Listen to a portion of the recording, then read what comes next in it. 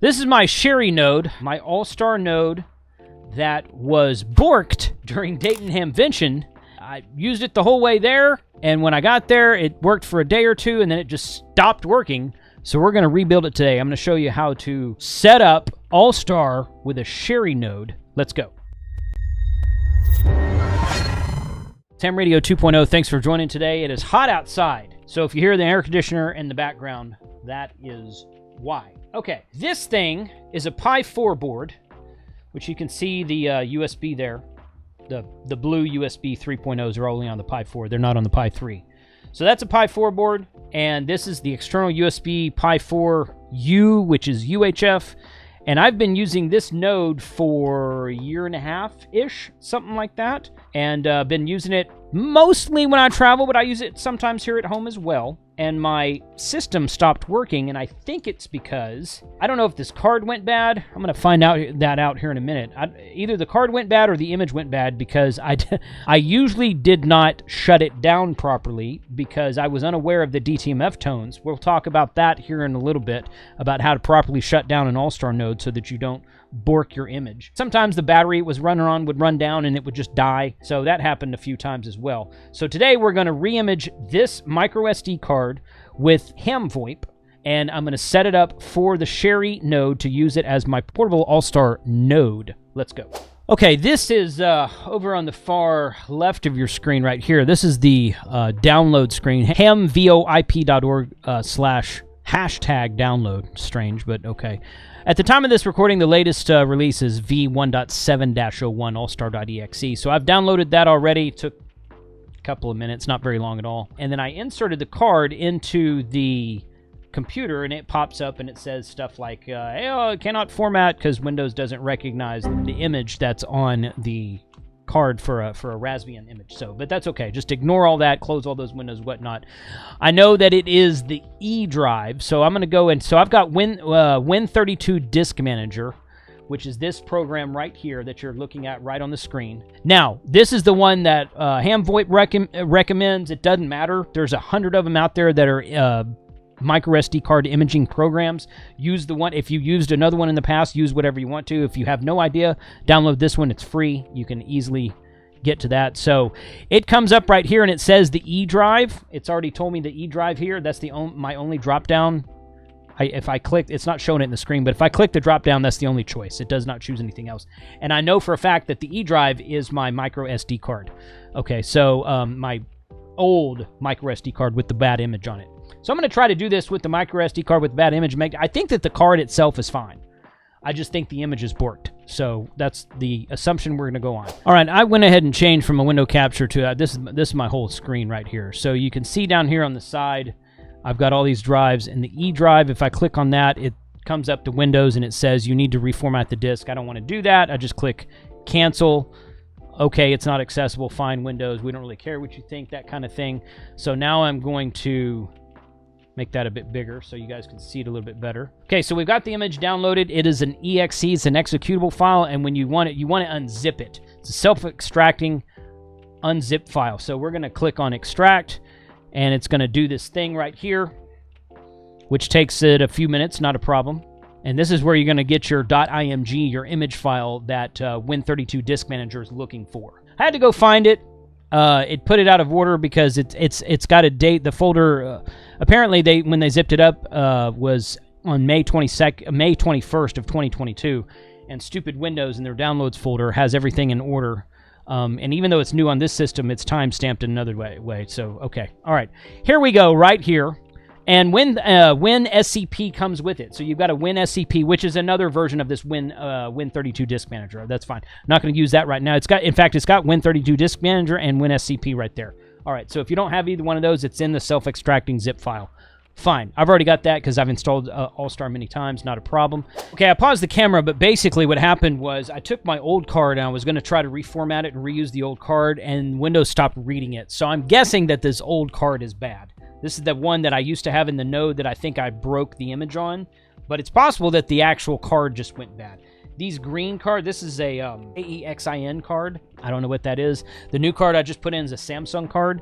I've been told not to use the cards that are solid black. to use the Samsung or the SanDisk or some kind of name that you recognize. I don't know where this card came from, but I used it for a year and a half, so it can't be that bad. Anyway, okay, so we're going to click on, so I've got the new card put in. It comes up as 2 partitions, E and F. I'm going to choose the E partition, and I'm going to go here and find the RPi 1.7-01 folder here, and I've got the allstar.image file there, which again is dated 5/21 of 22. This is the latest one on their website right now, so I'm going to choose that in this Win32 disk imager window. And hash is I'm not gonna mess with that. I'm gonna go right. Do you want to proceed? It's gonna tell you that you're gonna nuke everything on the card, but nothing's on the card right now, and we're gonna wait for that. And that takes a few minutes, and just let it go. Okay, there we go. Those popped up as soon as that finished. No, I don't want to format. I don't want to bork anything. So there you go. Okay, yeah, it's a Raspbian Linux formatted disk now, and Windows is not smart enough to recognize that. But it says write successful. We're gonna click on OK. Everything's good. That took about 2 minutes to do that from start to finish, and now we're gonna take it out. Burp. And I'm going to plug this back in. And I'm going to put all this together, and then I'm going to start the camera again. All right, so we've got that up, and it comes up as, I don't really want to show my router on YouTube, but it comes up as AlarmPi, A-L-A-R-M-P-I.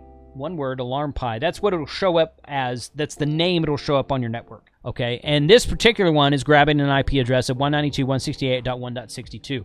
And if you browse to that IP address, it'll show you this is a test.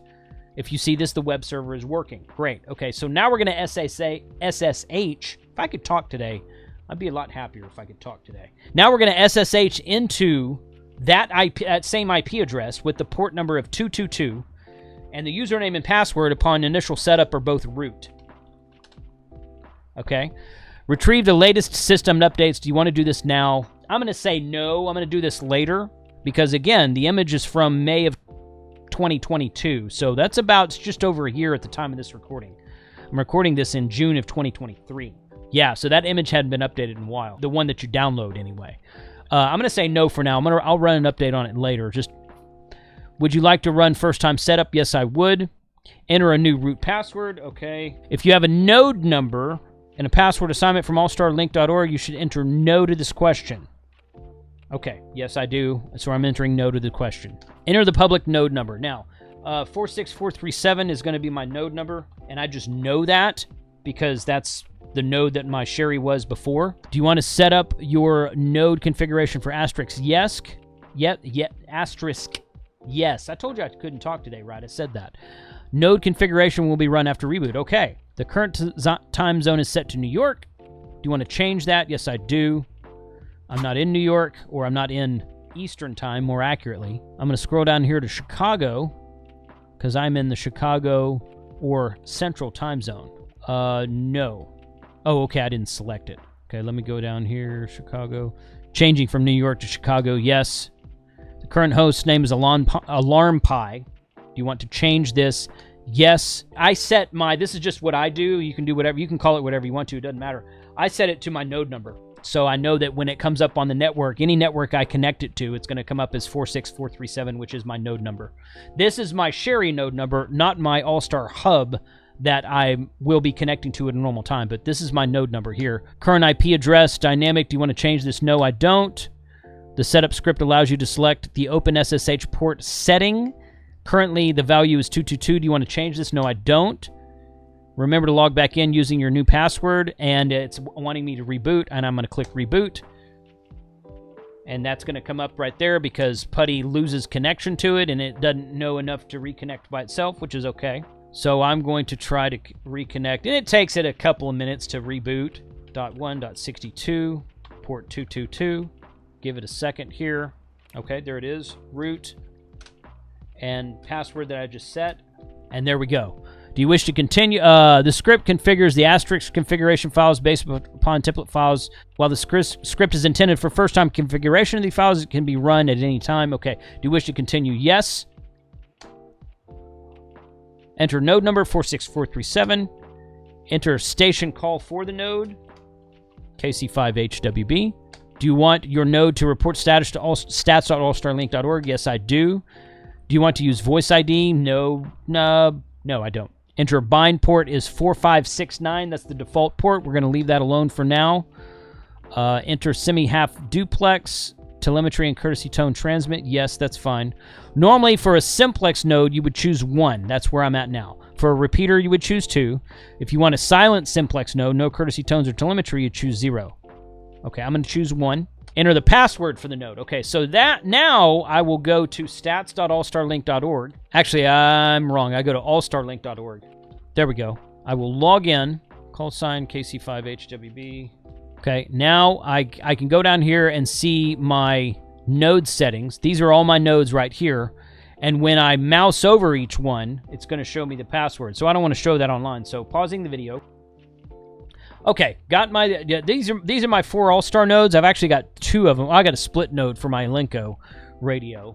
But that's my hub node right there, 43136. 43437 says SHARI_1. That's my first SHARI hub. I've got one more that I am working on building. And I've got a split node for my Elenco, which is up there, which is something else I need. I actually need to reimage that one as well. So back to the putty screen. We're going to go through this, and we're going to choose the defaults for pretty much everything. Do you want to configure the password for an IAXRPT connection? No. Do you want to configure simple USB settings? Now. All right, I went to yes, and it brings me to this menu here, and it says choose one of the following or cancel to exit. Choose default if the radio is not listed. I got 2 Motorola radios here up here at the top. A Dorji transceiver module. Don't know what that is. Elenco DRX35. I have one of those, but that's not what this is. A Baofeng, a Kenwood TMV71 or default. So I'm going to choose default because this is a SHARI node. Are you using an EEPROM in your URI? It's defaulted to no. Normally you will select no unless you're using an internal EEPROM. No. Okay, so no. Answer yes if you're using low-level receiver output. It's defaulted to yes, so I'm going to choose that. Do you want to use carrier detection? Defaulted to yes, I'm going to choose that. Does the COR line need to be inverted? Defaulted to yes, I'm going to choose that. Some radios use CTSS signal. Do you want to use CSS decoding? Yes. No, I don't know. No. Enable PL filter. Enabled, yes. De-emphasis filter be enabled, no. I'm going to make sure that this is all correct when I'm done with this. No. Enter the value for radio aux delay is 0. Default value is 0. Squelch tail delay 20 milliseconds frames range. 0 is fine. If you know audio values from your node setup, you can modify them now. If not, no. Do you want to restart asterisk enable selections? Yes, I do. Stopping asterisk, that's where we're going. Okay, now this is the main menu here. Today's video is sponsored by PCBWay.com. Now, PCBWay doesn't make SHARI boards, they don't make Allstar stuff, but they do make custom PCB boards in all kinds of different materials. They make CNC machined parts, they make professional grade 3D printed parts. They do it for competitive prices. I don't know if they're the cheapest one out there. I've never actually had anything made, but when they approached me, they said they wanted to sponsor some videos. I said, sure, yeah, send me some quality examples of what you guys do. And they sent me several things like this, which you guys have probably seen in videos in the past. This is a cool one because it has diagrams of circuit board schematic symbols on it. So right there, that's kind of neat. I should put this in my Poto Pack. But check out the link in the description below for PCBWay.com if you want anything professionally made, professionally created to bring your project ideas to life. Thank you, PCBWay, for supporting this channel. So when I set up this node before, we did it on a live stream, and I went back and found that live stream. Option 12 from the main menu, it's Run Simple USB Tune Menu Application. And this screen right here, I'm going to compare to my original live stream. All right, the first thing I'm going to do here is I'm going to hit B like Bravo, which is Toggle RX Boost Mode, and it's currently enabled. I'm going to disable that. So B, and now it's disabled. So once you just hit the selection, it changes it from one to the other. Now I'm going to choose F like Foxtrot and change pre-emphasis mode to enabled. So if I type F and enter, it reflashes, it comes back up, and it says F toggle pre-emphasis mode currently enabled. So we enabled that. And then we're going to go to the very next line, which is G like golf, and we're going to change it to enabled. So pre-emphasis and de-emphasis are both changed to enabled. Again, this is for a SHARI node. This is what we're setting up today. All right, that's the only 3 items that I need to change according to my previous notes. So we're going to write those changes by typing W, press enter to continue, write save current parameter values, and then we're going to press 0 to exit, and it'll take us back to the main menu. So now we're back at the main menu now. So now that we're back in the main menu, we're going to start the bash shell, which is option 9. And that takes us to the root directory of the device, and we're going to change directory to user usr/local/sbin. Right there. Print working directory. Okay, we're there. And from here, this is where you set up like your frequency and your PL tone and all this stuff. So we're going to type in SA818-PROG and hit enter. And that's where it's no previous programming data available. This is a brand new node. Okay. So it says, what are you programming? Enter 1, 2, or 3, where SHARI pi XX equals 1, pi hat equals 2, and an SA18 module equals 3. So we're pi XX because this is not a SHARI pi hat. This is a SHARI USB device. Okay, we're going to enter 1. I know it's small on the screen. Let me see if I can make this bigger. I don't know if I can or not. Well, the text isn't any bigger, so I'll put it on top of that white background. Okay, so we're going to enter 1. Good. Programming a SHARI pi XX. Enter band, VHF, or UHF. This is a UHF device. I'm going to hit 2, enter. Okay. Enter transmit frequency in 3 spaces dot 4 spaces. So I recently changed this, and previously to this thing dying, I was using 437.55. So we're going to enter 437 dot, and Linux doesn't like the keypad on the right-hand side of the keyboard right here. So I'm using the key rows above at the very top of the keyboard. So 437.5500 because it wants 4 spaces after the dot. I'm going to hit enter. Enter the receive frequency. Same thing because this is a simplex node. 437.5500. Enter. Okay. Do you want to use sub-audible tones? 0 for no, 1 for CTCSS, and 2 for DCS. We're going to use CTCSS, so I'm going to hit 1, enter. Okay, and enter the frequency in hertz. I know for a fact I want to use 192.8. That's what I was using previously. Hit enter, and it comes up and it says the code is 0031. So that's the code it's looking for. Come on. Enter the receive frequency. Transmit and receive frequency. Do I want to do both? If I'm transmitting, yeah, I think I want to do both. I can always change this. You can run SA818.PRG and change this stuff. All these options you can change anytime you want to. You have to SSH into the box and run that program again, but you can do that anytime. So I think I'm going to do both. 8, just like that. All right, enable reverse burst. Last time we said yes. So when I set this up with Kyle on the live stream, we said yes. So I'm just going to do that again. I'm not sure exactly what that does. If somebody knows what that does, you can put a comment below. But yeah, so enable reverse burst, yes. Kyle said the default is yes, so yes there. Squelch value 1 to 8, I'm going to put 1. Volume 0 to 8, I'm going to put 8 because I want it as loud as it'll go, because you can turn your radio up and down. It doesn't distort at 8. That's what I had it at last time. Enable pre-de-emphasis, no. Enable high-pass filter, no. Enable low-pass filter, no. And then it gives you all of this list, and it says, please confirm. It says, is this correct, yes or no, or A to abort. So I'm going to type Y, enter. Now it's sending all this.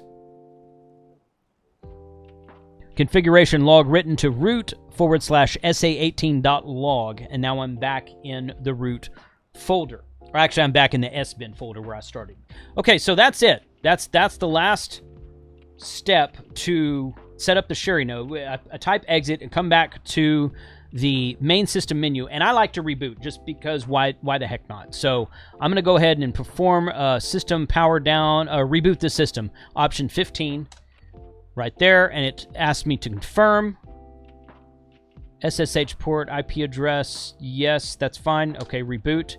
and then it's going to close this window, just like that. Perfect. Bring up my radio here. This is the node booting up. 192.168.1.62. Okay, 1.62. I'm going to bring up, now those of you who may have been following all of my Allstar live streams, everything I've done on Allstar up until this video you're watching right now has been on a live stream. I wanted to do this on an uploaded video because it actually gets more attention on YouTube. A lot of times people don't like to go through and watch a whole live stream. We do a lot of ad-libbing and talking at the beginning and at the end. This video will be edited and cut and precise and to the point and easier to follow if you're going to do a first-time setup. I run a Allstar Node server in a cloud data center on a virtual private server, and that node number is 43136. Everybody's welcome to connect to that. These are the stations that are connected right now. I have Supermon running. One of the last live streams that Kyle and I did together about Allstar was installing Supermon and making it available to the public. So you can go to hamradio2.com/Allstar. It'll bring up this page. It'll show you who's connected. And if someone's talking, nobody's talking right now. If someone's talking, it'll highlight that station at the very top line, and it'll show you who's talking as well. So it doesn't pass audio or anything like that, but you can see who's connected. So now I'm going to take, I've got my SHARI node rebooted, reconfigured, rebooted. Now I'm going to take this. I'm going to key up this radio. I'm going to type in *3 43136. Which means I'm telling the SHARI node to connect to 43136, and you should see that come up on the screen right there. So, and you're going to hear some buzzing in the microphone, but that's just the way it is. So here we go.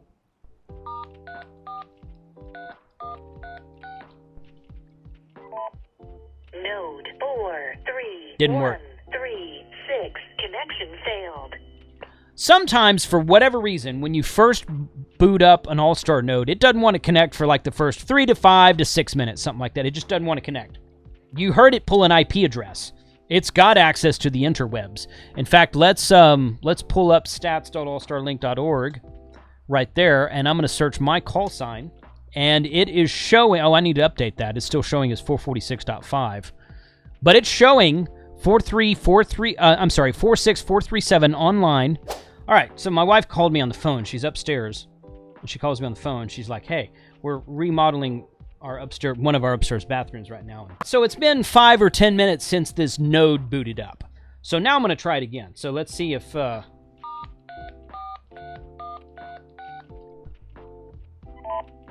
43136 connection failed. Okay, for whatever reason, it's not wanting to connect. But that's kind of common and typical, because if you look right here, it's online. It's reporting status online to stats.allstarlink.org. It's got, if you click on this here, it says it's been connected for 12 minutes. Okay, good deal. Key up 3 times, transmit time 31 seconds, okay. And if I go here to my node, it says this has been running for 3 days and 5 hours since the last reboot. It rebooted the other day for some reason. I don't know why. I don't know if the Allstar system updates automatically and it reboots. I'm not sure. But anyway, for whatever reason, it's not wanting to connect. But I think it's probably just kind of like a fluke. So what I'm going to do is I'm going to go in here I'm going to log in. And now I'm going to try to connect from my Supermon on my server to my node here at home. I'm sorry. Nope. 437. Connect. And I don't have any port forwarding set up to the node here at the house, so that might be a bit of a problem. In fact, I need to go back in and set up my Wi-Fi. I just realized I didn't have Wi-Fi set up on the node. It's still not wanting to connect there. Okay, so I'm going to have to do some troubleshooting on that, but it is up and running, and it is reporting to stats.allstarlink.org, so it is working, but I don't know, sometimes the connection acts weird. Troubleshooting. Troubleshooting is fun. I got an email from a person I didn't know. He said, "I'm having trouble connecting to your hub. I can connect to other nodes. Do you have anybody blacklisted?" I'm like, "No, I don't have anybody blacklisted. I don't know what you're talking about." So when I couldn't connect this new SHARI node that I just put up to my hub, I thought, well, So I tried to connect to a buddy's node, and it connected just fine. AA0Z is offline right now.